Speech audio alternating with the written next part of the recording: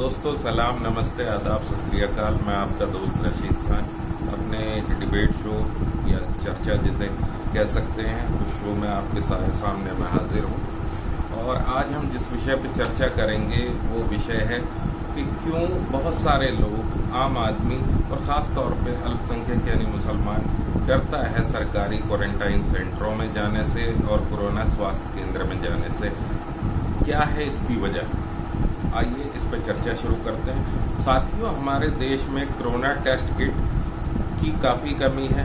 उसके बावजूद, कम संख्या में टेस्ट होने के बावजूद भी और लॉकडाउन के बावजूद भी ये मामले लगातार बढ़ते जा रहे हैं। तो दूसरी तरफ केंद्र सहित यूपी और दिल्ली सरकार लगातार दावा कर रही हैं कि उन्होंने कोरोना संक्रमितों के इलाज करने का पुख्ता इंतजाम किया है। इन सरकारी दावों पर आम लोग और ख़ासकर अल्पसंख्यक यानी मुसलमान क्यों यकीन नहीं कर पा रहे हैं? आइए इसकी वजह जानते हैं। ये हम पॉइंट वाइज इन वजहों पे गौर करेंगे। ज़रा ध्यान दीजिएगा क्योंकि ये देशहित जनहित दोनों से जुड़ा हुआ मुद्दा है।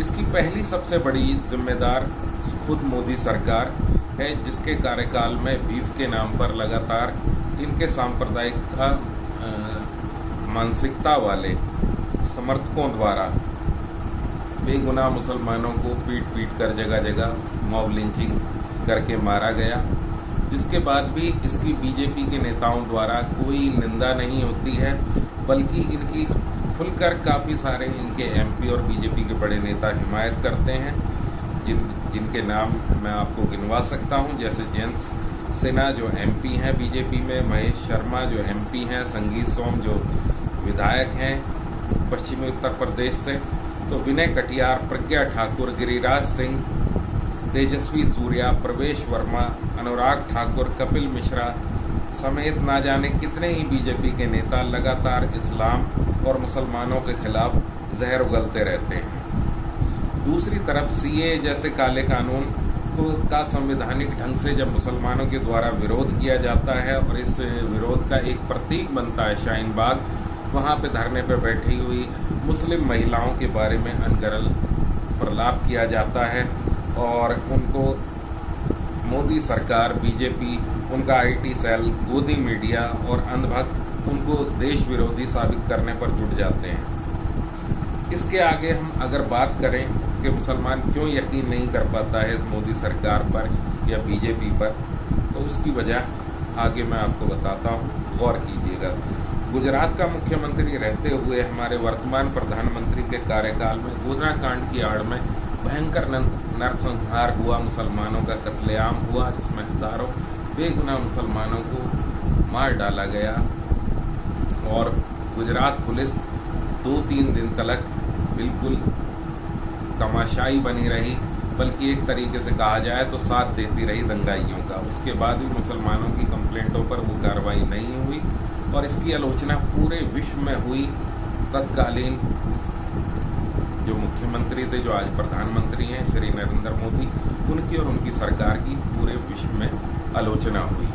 इसके बाद भी और भी कई ऐसे मामले आते हैं, जैसे अभी वर्तमान में हम जो पीछे गुजरा है दिल्ली दंगा, उसमें भी क्या होता है, केंद्र सरकार के अधीन मोदी सरकार के अंडर में जो दिल्ली पुलिस है वो ना सिर्फ ये बहुसंख्यक दंगाइयों का साथ देती है, मुसलमानों के खिलाफ जो लोग दंगा करते हैं, कत्लेआम करते हैं, बल्कि है ना खुद मरणसन अवस्था में पड़े हुए मुसलमानों के ऊपर पुलिस वहाँ पर पुलिस उनके ऊपर अत्याचार करती हुई नज़र आती है। तो ये है ना स्थितियाँ हैं। इसके बाद भी मुसलमान इनके ऊपर यकीन करता है, सबका साथ सबका विकास के नारे को मानते हुए, मगर होता क्या है कि जगह जगह मुसलमानों को परेशान किया जाता है, तरह तरह के उन पर एलिगेशन लगाए जाते हैं, हर तरीके से उनको एक तरीके से नीचा दिखाने की कोशिश की जाती है। इसके बाद अगर हम बात करें कि कौन इस बीमारी को फैलाने का जिम्मेदार है और किसके सर इसका ठीकरा फोड़ा जा रहा है, तो फरवरी 27 फरवरी को WHO जो वर्ल्ड हेल्थ ऑर्गेनाइजेशन है वो इसको एक वैश्विक महामारी घोषित कर देती है, उसके बावजूद हमारी सरकार सोती रहती है। और 13 तारीख को हमारी केंद्रीय सरकार के केंद्रीय स्वास्थ्य मंत्रालय की ओर से एक अधिकृत बयान आता है जिसमें कहा जाता है कि अभी कोरोना का कोई खतरा ज़्यादा नहीं है देश में। इससे पहले क्या होता है, हमारे खुद मोदी जी नमस्ते ट्रंप के प्रोग्राम को लेकर गुजरात में एक बड़ा आयोजन करते हैं जिसमें लाखों की संख्या में लोग सोशल डिस्टेंसिंग का ख्याल रखे बिना शामिल होते हैं। इसके अलावा होली मिलन के प्रोग्राम होते हैं सैकड़ों की तादाद में, जिनमें हज़ारों लोग शिरकत करते हैं। विभिन्न आश्रमों में विभिन्न जगहों पर सत्संग होते रहते हैं, शादी विवाह के समारोह होते रहते हैं। फिर अचानक सरकार हमारी जगती है, आनंद फानंद में एक घोषणा हमारे प्रधानमंत्री पूरे देशव्यापी लॉकडाउन की कर देते हैं बिना सोचे समझे, जिसके का प्रभाव गरीब मजदूरों पर यह पड़ता है कि वो भूख प्यास बेरोजगारी की शंकाओं को लेकर निकल खड़े होते हैं आनंद विहार बस अड्डे पर और विभिन्न जगहों पर। उसके बाद भी वो इकट्ठा होते हैं सोशल डिस्टेंसिंग का ख्याल रखे बिना। और आनंद विहार में तो दोस्तों आप जानते हैं स्थिति होती है कि हज़ारों लाखों की तादाद में बसों में ठूस कर भर कर वो मजदूर जाते हैं, छतों तक पे भरे हुए कई घंटों का सफ़र होता है। तो सोशल डिस्टेंसिंग कहाँ रह जाती है ऐसे में कौन कोरोना फैलाने का जिम्मेदार है। इसी तरीके से 16 तारीख तक तिरुपति बालाजी हो या और जगहें हो, वैष्णो देवी हो या नांदेड़ साहब जो गुरुद्वारा है महाराष्ट्र में वहाँ पर, और एक जगह और सत्संग में, इसके अलावा हरिद्वार में 1800 के करीब दर्शनार्थी फंस जाते हैं। इन सब का जिम्मेदार कौन है? इसी तरीके से तबलीगी जमात का जो मरकज़ है वहाँ भी लोग फंस जाते हैं। मगर होता क्या है कि सरकार की गलतियों के ऊपर ना तो गोदी मीडिया आवाज़ उठाता है, ना अंधभक्त इस पर ध्यान देते हैं कि सरकार ने क्यों इस चीज़ का ध्यान नहीं दिया, क्यों इस दौरान 15 लाख लोग विदेशों से आते हैं और पूरे देश में वो फैल जाते हैं। उन्हें क्वारंटाइन सरकार द्वारा नहीं किया जाता है, तो पूरे देश में कोरोना फैलाने के लिए छोड़ दिया जाता है। मगर सरकार की नाकामियों पर पर्दा डालने के लिए तबलीगी जमात के सर इसका ठीकरा फोड़ा जाता है। अब इसके बाद में हम अगर आगे चले तो हम देखते हैं कि ये पर्दा डालने का प्रयास आप भी जानते हैं कि बीजेपी आईटी सेल द्वारा या गोदी मीडिया द्वारा पहली बार नहीं किया गया है साथियों। ऐसा प्रयास ये हमेशा करते रहे हैं इस मोदी सरकार की नाकामियों पर पर्दा डालने के लिए, चाहे वो नोटबंदी का मामला हो, चाहे वो दिन प्रतिदिन गिरती देश की जीडीपी का मामला हो, या देश की खराब हेल्थ सर्विसेज का मामला हो और ख़राब एजुकेशन पॉलिसी और बीमार अर्थव्यवस्था, बेरोजगारी आदि का मामला हो, या कोरोना से बचाव की गलत पॉलिसी, जिसका ठीकरा तबलीगी जमात के सिर पर गोदी मीडिया की मदद से फोड़ दिया जाता है। इसके साथ ही देश विरोधी लोगों द्वारा एक पोस्ट भी व्हाट्सएप पर वायरल किया जाता है पूरे देश में, जिसमें कहा जाता है मुसलमानों, सरकार तुम्हें कोरोना का इलाज करने के नाम पर संक्रमित करने का टीका लगा रही है, इसलिए सरकारी क्वारंटाइन सेंटरों में ना जाना, इनके स्वास्थ्य केंद्रों में ना जाना। जिसके तुरंत बाद फिर एक वॉइस क्लिप व्हाट्सएप पे वायरल होता है जिसमें इसी तरीके की बात हिंद सेना, हिंदू आर्मी का तथाकथित एक कोई चीज बनकर वो बोलता है।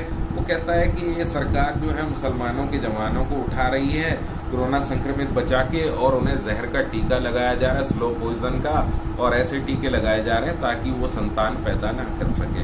तो आप ही बताइए कि जिस गवर्नमेंट की ये पॉलिसी रही हो पिछले 7 सालों के दौरान, और इसके साथ में यूपी गवर्नमेंट जो है जिसका रवैया ये रहा हो कि बुलंदशहर में जब एक यूपी पुलिस के इंस्पेक्टर की हत्या कर दी जाती है बहुसंख्यक समाज के कुछ गुंडों द्वारा, और साथ में वहाँ पर पुलिस पार्टी पर हमला होता है, इसके अलावा वहाँ सरकारी संपत्ति को नुकसान पहुँचाया जाता है, उनके खिलाफ एनएसए नहीं लगाया जाता है। इसी तरीके से मुजफ्फरनगर में एक मोरना नाम के गांव में पंचायत चल रही होती है, लॉकडाउन के दौरान पुलिस पार्टी पहुंचती है, वहां उस पर हमला किया जाता है, मगर उन पर एनएसए नहीं लगाया जाता।